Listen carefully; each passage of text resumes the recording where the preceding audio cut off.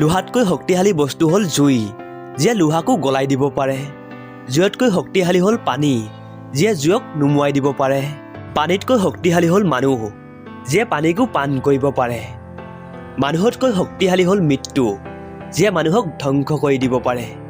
আৰু মৃত্যুতকৈ ডাঙৰ হ'ল আশীৰ্বাদ, যিয়ে মানুহক মৃত্যুৰ মুখৰ পৰা ঘূৰাই আনিব পাৰে। লাহেকৈ কওক, শান্তি পাব। অহংকাৰ এৰক, সন্মান পাব। সন্তুষ্ট থাকক, সুখ পাব। মানুহে যিমান সোনকালে অতীত পাহৰিব পাৰে, সিমান সোনকালে সুখী হ'ব পাৰে। শৰীৰ আৰু সম্পত্তিক লৈ অহংকাৰ নকৰিব, কাৰণ অসুস্থতা আৰু দৰিদ্ৰতা কেতিয়াও কাকো কৈ নাহে। মন বেয়া হ'ব পাৰে, সময় বেয়া যাব পাৰে, লোকে বেয়াকৈ ক'ব পাৰে। আপুনি ধৈৰ্য ধৰক, অপেক্ষা কৰক আৰু পৰিশ্ৰম কৰক। চাব, আপুনি সফল হ'বই। 5টা অভ্যাস আজিয়েই ত্যাগ কৰক। 1. জোখতকৈ বেছি আনৰ দয়া কামনা কৰা। 2. পৰিৱৰ্তনক ভয় কৰা। 3. অতীতক লৈ ভাবি থকা। 4. নিজকে সৰু বুলি ভাবা। 5. অতিৰিক্ত চিন্তা কৰা। বেইমানৰ লগত যিমানেই ভাল ব্যৱহাৰ নকৰক কিয়, তেওঁলোকে শেষত ধোকা দিবই। আৰু যদি আপুনি তেওঁলোকৰ কথা ভাবি নিজৰ মন বেয়া কৰে, তেনেহ'লে আপুনি এই পৃথিৱীৰ সকলোতকৈ মূৰ্খ। মনটোক সদায় পৰিষ্কাৰ কৰি ৰাখক, কাৰণ শেষৰ হিচাপটো অৰ্থৰ নহয়, কৰ্মৰহে হয়। সকলো সময়ত মনত ৰাখক, য'ত সন্মান নাই তালৈ যোৱাটো উচিত নহয়।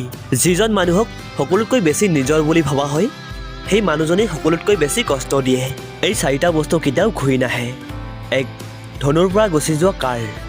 2. কৈ দিয়া মুখৰ কথা। 3. হেৰাই যোৱা সময়। 4.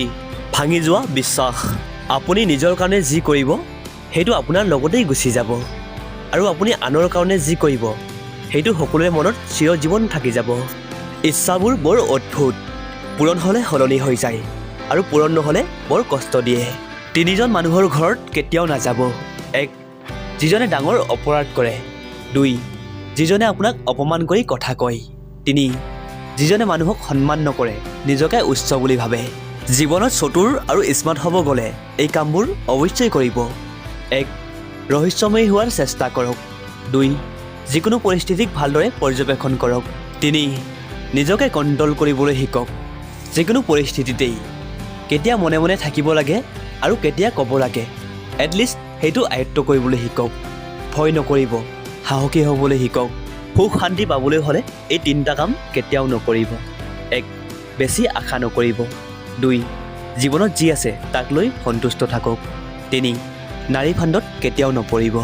এই পৃথিৱীত সকলোতকৈ ডাঙৰ অপৰাধী আৰু স্বাৰ্থপৰ হ'ল নিজৰ মনটো, যি নিজৰ হৈও আনৰ কাৰণেও কষ্ট পায়।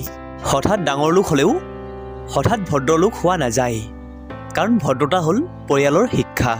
আজিকালিৰ সম্পৰ্কবোৰ অদ্ভুত।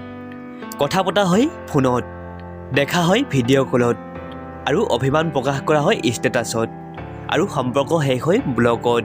আৱেগৰ পথত নচলি বিবেকৰ পথত চলক। দেখিব আপুনি আপোনাৰ জীৱনটোক সুন্দৰকৈ গঢ়িব পাৰিছে, কাৰণ এই পৃথিৱীৰ শ্ৰেষ্ঠ আদালত হ'ল মানুহৰ বিবেক।